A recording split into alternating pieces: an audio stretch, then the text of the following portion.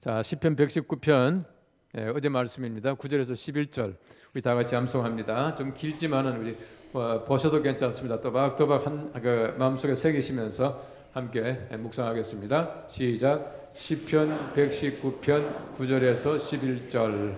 청년이 무엇으로 그의 행실을 깨끗하게 하리이까? 주의 말씀만 지킬 따름이니이다.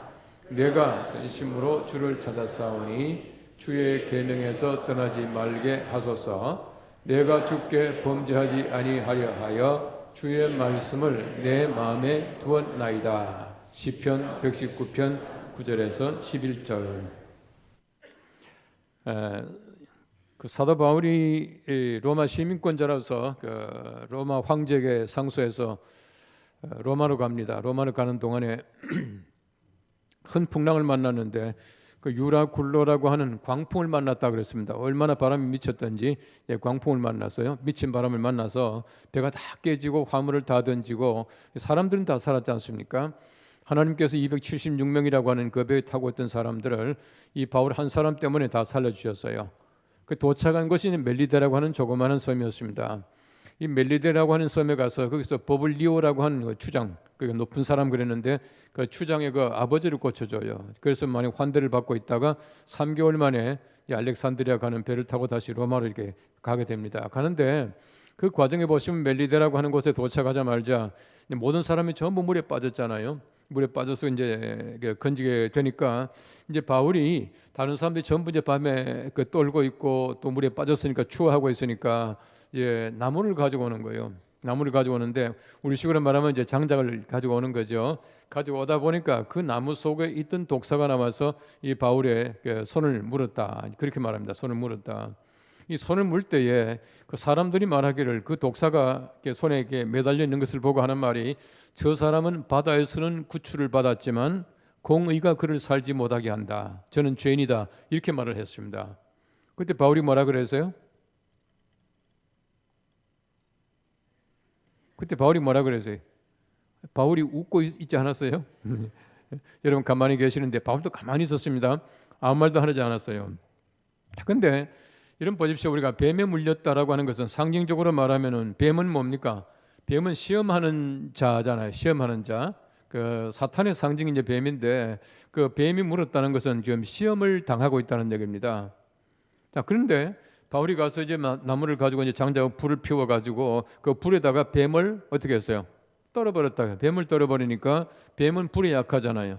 그 뱀은 불에 약하니까 뱀이 죽었어요. 그 사람들이 바울이 죽기를 기다리고 있는 거죠. 죽기를 기다리고 있는 것이 아니라 한참 기다리다 보니까 바울이 죽지 않으니까 그다음 뭐라 그럽니까? 과연 그는 신이다. 또 그렇게 말하네요. 과연 그는 신이다라고 말할 때 바울이 뭐라 그랬을까? 또 가만히 있었어요. 여러분 보십시오. 여러분 바울은요 자기에 대한 어떤 비난도 자기에 대한 어떤 칭찬도 그게 들뜨지 않았어요. 칭찬한다고 금방 말이죠. 그래 내가 신같지 뭐 내가 얼마나 대단한 존재냐 내가 죄인 아니야 하고 소리 지르고 이러지 않았다는 얘기예요. 단지 뱀에게 물렸다. 그 뱀에게 물렸다는 그 시험을 당하고 있는데 그 뱀을 어떻게 하느냐 불에다가 떨어버렸다. 불은 뭡니까? 불은 성령의 상징이에요. 우리가 시험을 당할 때는 성령의 불로 소멸하시면 되는데 이걸 가지고 뭐 변명하거나 어쩌거나 할 필요가 없다는 얘기입니다. 이 변명하는 것보다 더 중요한 것은 우리가 하나님 앞에서 모든 것을 다 해결받는 것이에요. 하나님은 다 아시니까 하나님께서 해결해 주시는데 우리는 때때로는 너무 조급해가지고 내가 변명하려 하다 보니까 오히려 그것이 더 문제가 되고 내가 변명하다 보면 다른 사람에게 상처를 주고 이렇게 된다고 하는 것입니다. 우리 세상에는 항상 시험이 있습니다. 왜 시험이 있느냐? 시험 당하는 이유는 뭐냐 하면은 시험하는 자가 계속 존재해요. 이런 마귀를 잘 보십시오. 마귀는 우리가 알기로는 그 히브리 전승에도 나오고 성경에도 그런 어떤 은유적인 얘기가 나옵니다만은 타락한 천사들이 이제 마귀가 된 거예요. 마귀가 됐는데 이 마귀의 두목이 누굽니까? 사탄이에요. 그 사타누스라고 하는 말은 항상 보면은 단수입니다. 사탄은 복수가 안 나와요. 근데 마귀라고 하는 말, 디아볼루스라고 하는 말은 복수로 나옵니다. 디아볼로스가 단수인데 디아볼루스라고 하는 복수를 써요. 이 사탄은 항상 단수고 마귀는 항상 복수다. 이 말은 뭐냐면은 마귀라고 하는 큰 집단 속에 두목이 사탄이다 이 말이에요. 그런데 성경 말씀해 보시면은 그 존재가 언제 죽느냐 하면은 우리 예수님이 재림하시고 종말이 오고 이제 마지막 때가 오잖아요. 마지막 때가 오면은 그때 심판을 받아서 그때 모든 그 마귀의 그 무리들을 그 한꺼번에 무저갱 속으로 이렇게 집어넣으신다 이렇게 말하고 있습니다. 그때까지는 항상 시험하는 자가 있기 때문에 우리가 항상 시험을 당합니다. 필요한 것이 뭐냐 하면은 우리가 시험이 있지만은 시험에 빠지지 않는 것이에요. 그래서 우리 예수님께서는 주기도문에서 시험에 들게 하지 마옵시고 그렇게 말하고 있습니다. 시험에 들어가지 말라고. 시험이 항상 있지만 시험에 들어가지 않는 것이 우리에겐 참 중요합니다. 그 시험하다라고 하는 단어가 헬라 말로 이 페라조라고 하는 말입니다. 이 페라조라고 하는 말은 두 가지 뜻을 가지고 있습니다. 하나는 뭐냐 하면은 시험하다, 시련 이런 말도 있고요. 또 한 가지는 유혹하다는 말도 있어요. 영어로 말하면은 테스트라고 하는 말도 있고 템트. 이 템트라고 하는 말은 이 꼬여서 넘어지게 하는 것이 템트입니다. 템테이션. 그래서 예수님께서는 시험에 들게 하지 마옵시고 이 말을 영어로 이제 주기도문에 영어로 보시면 lead us not into temptation이에요. 다시 말하면 우리가 마귀의 유혹 속에 빠져 들어가지 말게 해 주십시오라고 하는 것이 주님의 기도입니다. 하나님은 유혹하지 않고요. 마귀는 시험하지 않아요. 이 시험이 뭐냐 하면은 하나님이 하시는 겁니다. 테스트하는 거예요. 여러분 테스트 시험 치는 거 아닙니까? 시험 치는데 학교에서 시험을 쳐요. 학교에서 시험 치는데 학생들 골탕 먹이려고 시험 치는 거 아니거든요. 시험을 통해 가지고 이게 우리 학습 효과를 높이게 하기 위해서 시험 치는 것이지 애들 골탕 먹이려고 시험 칩니까? 근데 가끔 보면 우리 교수님들 좀 골탕 먹인 분들 계셔요. 저도 우리 신학교 다닐 때 한번 그런 일이 있었는데요. 교회사 시험을 치는데 얼마나 고약하게 시험 문제를 내는지 몰라요. 종교 개혁이 몇 년도냐? 1517년. 그다음에 무슨 낭떠 칙령이 몇 년이나 전부 말이죠. 연대만 속에 딱 나온 거야. 아니 그 역사 공부 실컷 해간데 보니까요. 시험 문제가 20문제 나왔는데 전부 연대예요. 뭐는 몇 년이야. 세상에 말이죠. 연대 그거 누가 그렇게 배우고 있습니까? 사실 연대가 사실은 제가 볼 땐 역사에서 그렇게 중요한 건 아니에요. 역사에서는 의미가 더 중요한 것인데 골탕 먹이려고 내놨더라고. 근데 그때 보니까 말이죠. 시험 잘 친 사람이 하나도 없어.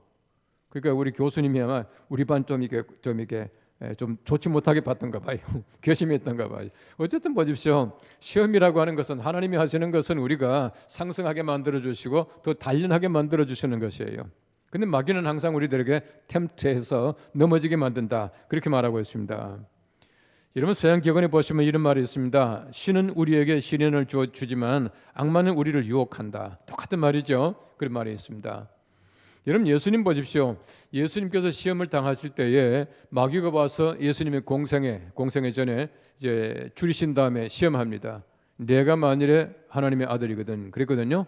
내가 만일에 하나님의 아들이거든. 이것이 바로 예수님께 굉장히 큰 시험이었습니다.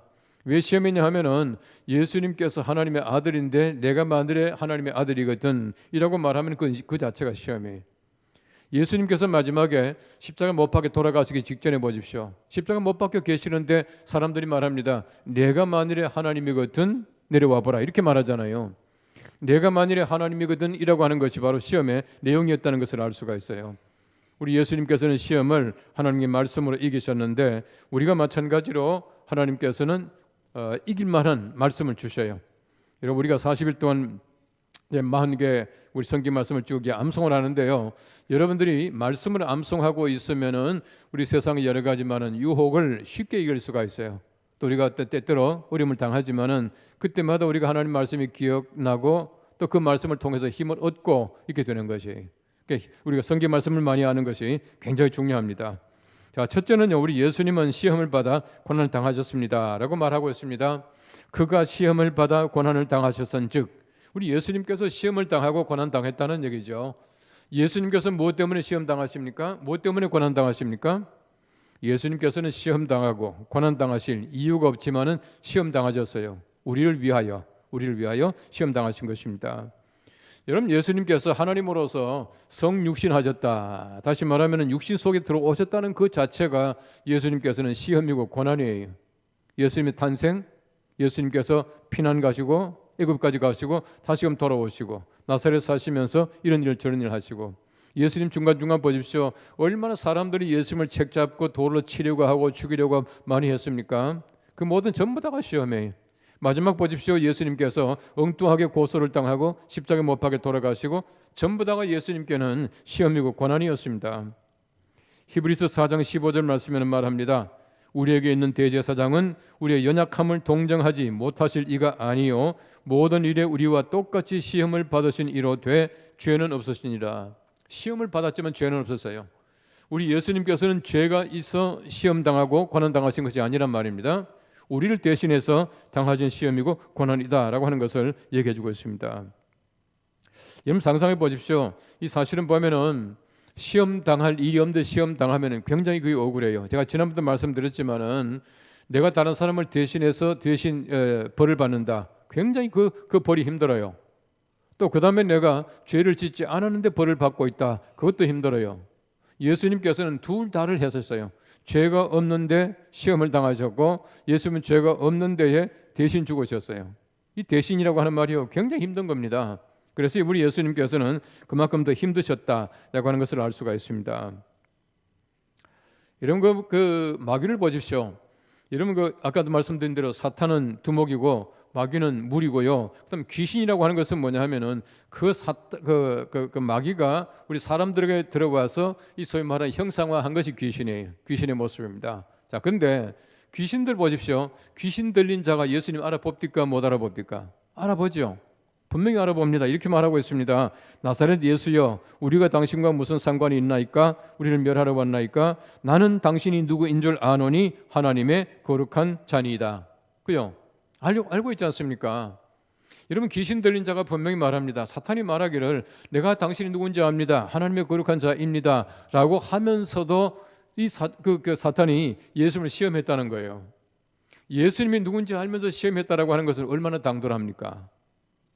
반면에 좀 바꿔 말하면은 얼마나 이제 우리식으로 말하면 얼마나 머리가 나쁩니까? 이게 사탄이에요. 여러분 사탄이 하는 거 보면요 굉장히 머리가 나쁩니다. 악하기 그지 없고요. 알면서 그렇게 다 하는 거예요. 우리가 하나님의 사람인 것을 알면서도 우리에게 와서 시험하는 것이 사탄이고요. 또 우리가 이기지 못할 걸 알면서도 항상 시험하는 것이 사탄의 어리석음이에요. 항상 그렇습니다. 예수님께도 마찬가지였거든요. 예수님은 하나님의 거룩한 자를 어떻게 시험합니까? 알면서 당돌하게 시험합니다. 이길 걸 압니까? 절대 못 이깁니다. 그럼에도 불구하고 항상 시험하는 것이 이것이 바로 마귀의 시험이다 라고 하는 것입니다. 그만큼 우리 예수님께서 육신을 가지고 있기 때문에 연약함을 가지고 계셔요. 그래서 예수님의 신성이 아니라 예수님의 인성, 예수님의 육신을 보고 지금 마귀는 계속해서 시험하는 것이. 우리도 마찬가지입니다. 우리가 하나님께서 우리에게 주신 영적인 힘이 있어요. 영성을 가지고 있지 않습니까? 이런 마귀가 우리를 공격하는 것은요, 우리 영성이 아니에요. 우리 육체적인 약함, 우리 어떤 인간적인 죄, 이런 것들 다 알기 때문에 우리를 시험하는 것입니다.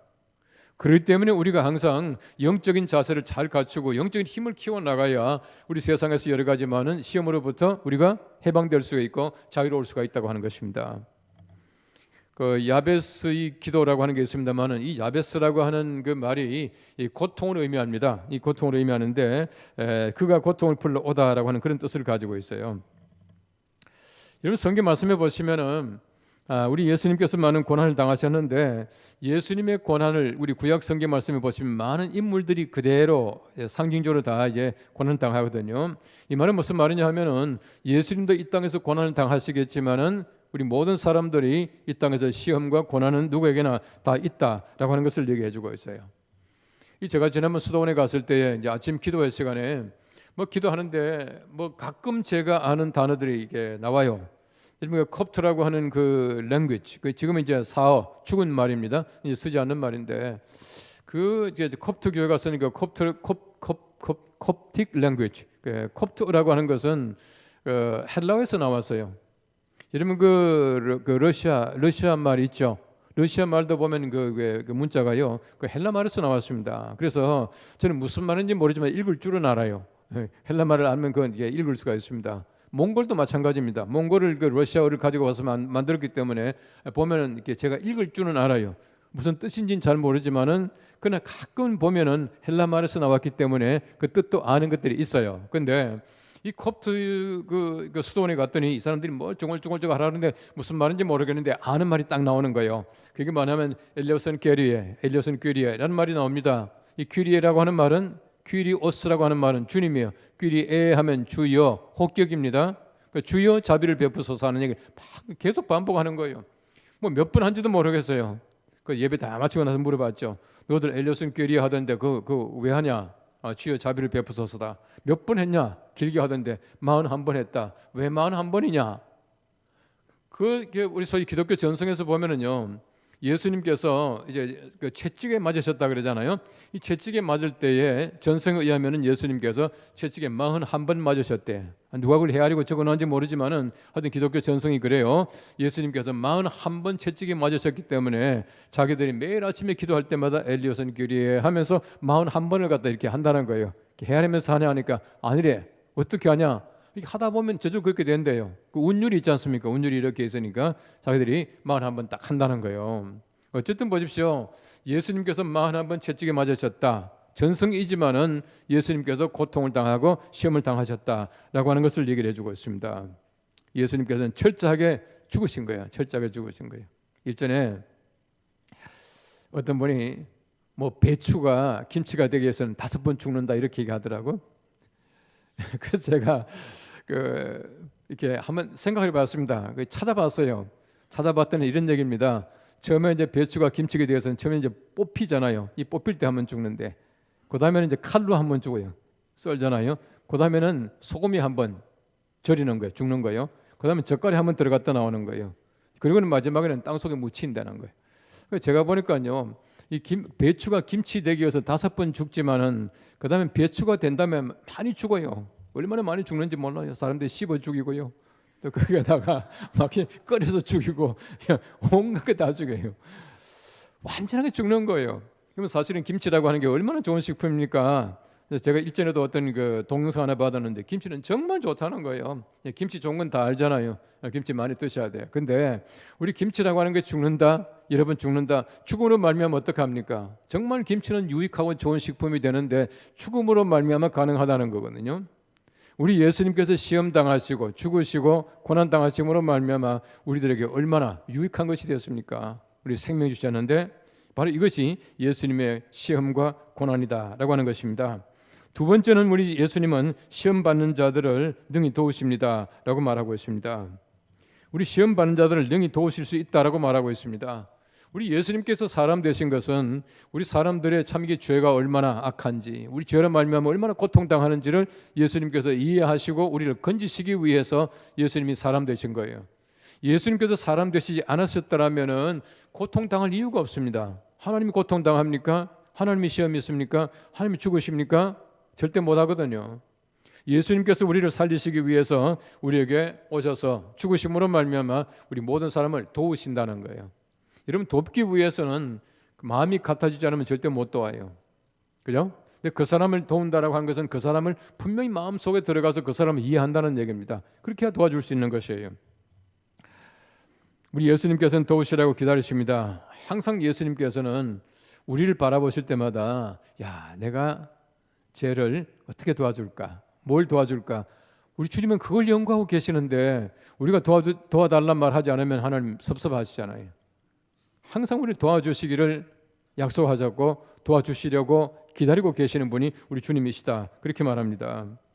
여러분, 시편 121편 1절과 2절 말씀 잘 아는 말씀이 있습니다. 내가 산을 향하여 눈을 들리라. 나의 도움이 어디서 올까? 나의 도움은 천지를 지으신 여호와에게서로다. 우리 하나님께로부터 모든 도움이 다 있는 거예요. 다시 말하면 우리 하나님께 모든 걸 구할 때에 하나님께서는 우리를 도와주신다는 얘기입니다. 예수님께서 우리와 똑같은 시험과 고난을 당하셨기 때문에 우리가 시험 당할 때, 우리가 고난 당할 때, 우리가 죽을 만할 때 도와주실 수가 있다고 하는 겁니다. 그래서 우리가 항상 어려움이 있을 때마다 우리 주님께 간구하는 것이 필요해요. 로마서 8장 26절 말씀입니다. 이와 같이 성령도 우리의 연약함을 도우시나니 우리는 마땅히 기도할 바를 알지 못하나 오직 성령이 말할 수 없는 탄식으로 우리를 위하여 친히 간구하시느니라. 우리는 빌 바를 알지 못해.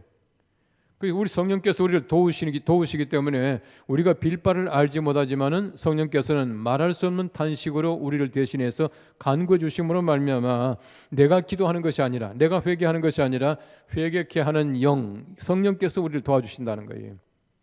우리가 우리가 하나님의 나라 갈 때 깨끗하게 다 이렇게 사함받고 우리가 이제 깨끗한 상태에서 우리가 하나님께 가잖아요. 여러분 죄 지은 거 다 기억해요? 여러분 몽땅 전부 정말 깨끗하게 전부 다 회개하고 갑니까? 우리 힘으로 못합니다. 우리 힘으로 못하지만은 우리 힘으로 못하는 그것을 성령께서 말할 수 없는 탄식으로 날마다 도와주셔요. 왜 성령께서는 왜 탄식하시겠습니까? 우리 죄가 너무 크니까 하나님께서 보시기에 안타까운 거예요.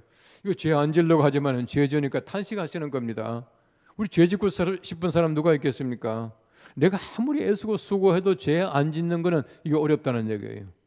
그렇기 때문에 우리가 그 죄 안 지으려고 노력함에도 불구하고 죄 짓는 것을 보고 성령께서는 탄식하시면서 대신해서 강구해 주시고 사해 주신다 이렇게 말하고 있는 것입니다. 잘 아시는 대로 보혜사라고 하는 말은 도우시는 분 이런 뜻입니다. 파라클리토스라고 하는 말은 여러 가지 많은 뜻을 가지고 있습니다. 한번 보십시오. 얼마나 많은지 몰라요. 뭐 인격체인데 상담자, 조언자, 위로자, 중재자, 조력자, 대변자, 지도자, 지지자, 친구 이렇게 많은 의미를 가지고 있는 단어가 파라클리토스. 이 파라클리토스는 가장 중요한 의미는 뭐냐면은 도움이에요. 도우시는 분 이런 뜻입니다. 우리 성령께서는 우리를 도우시는 분이라는 것입니다.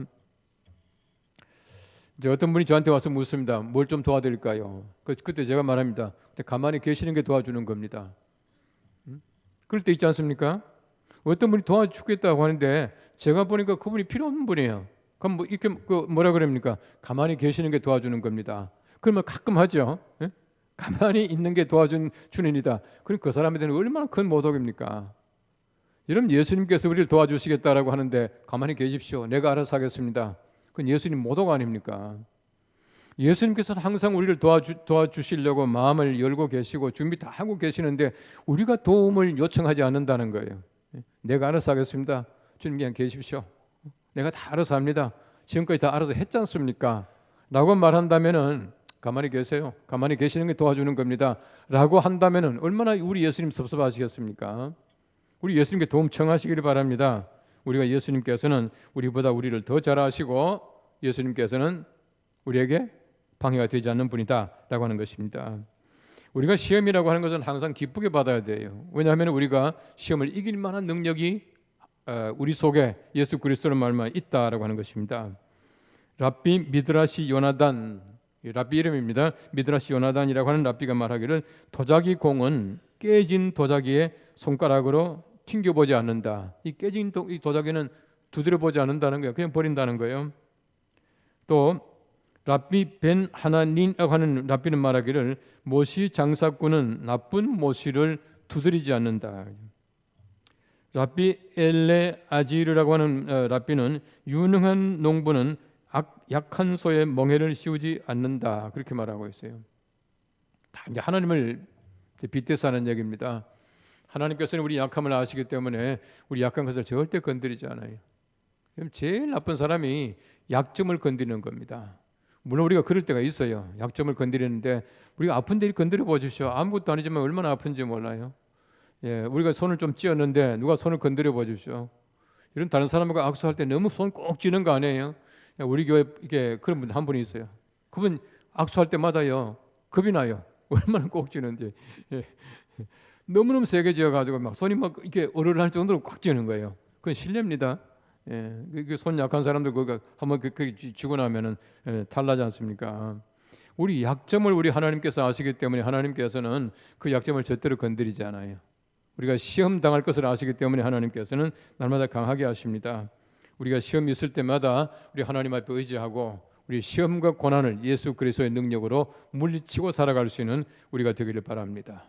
또 예수님께서는 우리 때문에 시험과 고난을 당하셨고 그 시험과 고난을 당하셨기 때문에 우리를 시험과 고난에서 도우실 수가 있다. 그렇게 말하고 있습니다. 항상 우리가 시험 당할 때마다 우리 주님께 의지하고 또 주님께 부탁함으로 말미암아 우리 시험도 고난도 극복하고 살아갈 수 있는 우리 모두가 될 수 있기를 간절히 바랍니다. 오늘 말씀 히브리서 2장 18절 말씀 우리 다시 한번 암송합니다. 시작. 히브리서 2장 18절 그가 시험을 받아 고난을 당하셨은즉 시험 받는 자들을 능히 도우실 수 있느니라. 기도하겠습니다.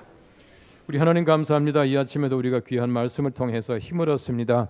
우리가 세상에 살아가면서 온갖 시험 속에 온갖 고난 속에 살아가지만 우리 주님께서 우리를 위하여 이 땅에 오셔서 육신을 입으시고 하나님으로 당할 수 없는 시험도 당하시고 하나님께서 당할 수 없는 고난도 당하시고 우리를 능히 고난에서 시험에서 도우실 수 있는 분 되심을 감사합니다. 하나님, 우리가 시험 당할 때마다 주님께 의지하여 부탁하여 주님께서 주시는 귀한 힘을 가지고 시험을 이기게 하시고, 고난 당할 때마다 우리가 주님께 의지함으로 말미암아 그 고난에서 자유롭게 우리가 하나님의 거룩한 은혜 가운데 살아갈 수 있게 도와주시기를 간절히 원합니다. 하나님, 우리가 항상 약하지만 주님께 의지하오니 강하신 주님의 팔로 우리를 붙잡아 주시고, 우리 강하신 하나님께서 우리 산성 되시고 요새가 되셔서 든든하게 우리의 마음을 지켜주시옵소서. 하나님, 우리 삶 가운데서도 주님께서 날마다 함께 하셔서 우리의 삶이 항상 주 안에서 든든하게 하시고 흔들리지 않는 귀한 삶을 살아가는 우리 모두가 되게 하여 주시옵소서. 예수님의 이름으로 기도합나이다. 아멘.